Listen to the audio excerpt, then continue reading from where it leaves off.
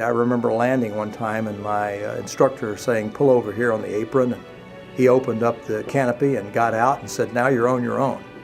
And I think for the first time in my life, I knew I could probably kill myself if I didn't do things right.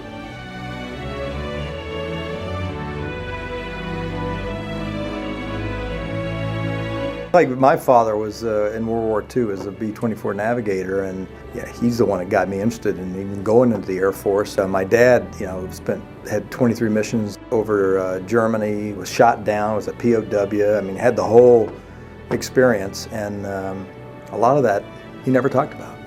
The thing I learned from both my parents is a high degree of integrity. They can convince me early on that you are what you stand for, and you are only as good as your word and bond of trust. Finished flight training to finish high enough in my class, third to get an F4. Spent 2 years in Bentwaters, England, and was fortunate during that period of time to win a Top Gun award. The F4 was big and ugly and mean and vicious looking, and you really knew you were in a powerful machine. And then out of Korea, I got an F-15 assignment when they were brand new in the Air Force, and went to the first TAC fighter wing at Langley Air Force Base. With the F-15, you were in this elegant Maserati with much more powerful engines, much more effective flight controls, much more efficient fire control systems and radars that were truly state-of-the-art at the time. Two toughest decisions I had to make in my life, I made them both in the same half year in 1979. One was to get out of the Air Force and to pursue a career in private industry, and the second was to get married at the same time. They were both good decisions for me.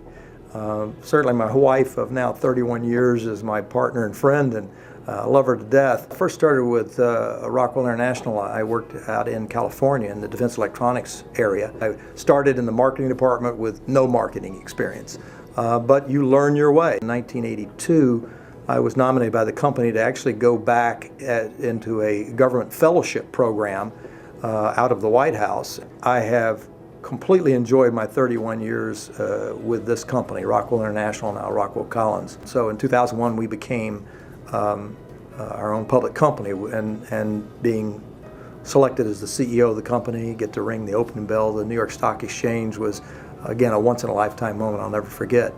But I think we as companies have a responsibility to give back to and represent the industries in an advocacy sense, to try to become more involved in organizations like the Aerospace Industries Associations and the General Aviation Manufacturers Association. There was a fascinating confluence of events that occurred with the housing crisis and the financial and credit meltdown that occurred actually back in late 2007 and 2008. And during that period of time, there were an awful lot of people that were severely impacted and therefore were mad at some of the folks that they feel had precipitated this crisis.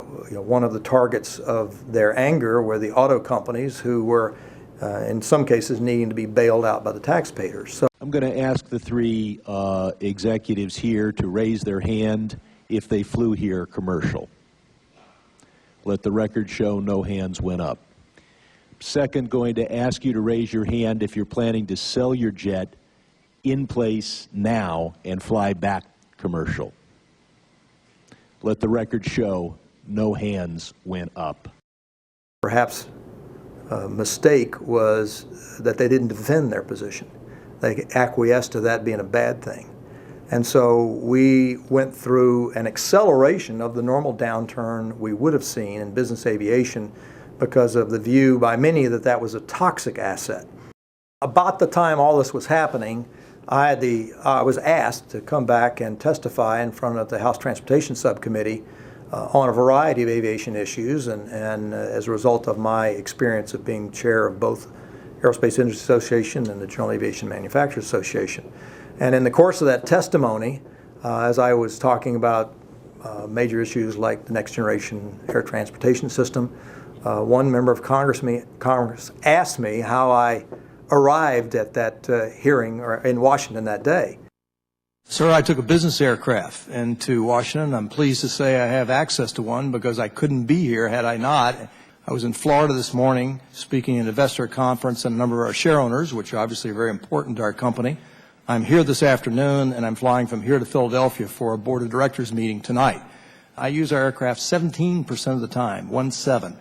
That means 83% of the time that that aircraft is flown, it's program managers, it's sales representatives, it's engineers going to our other locations around the United States. But having this as a capital tool for business is critical to our success, providing us the business advantage we need that that aircraft affords us.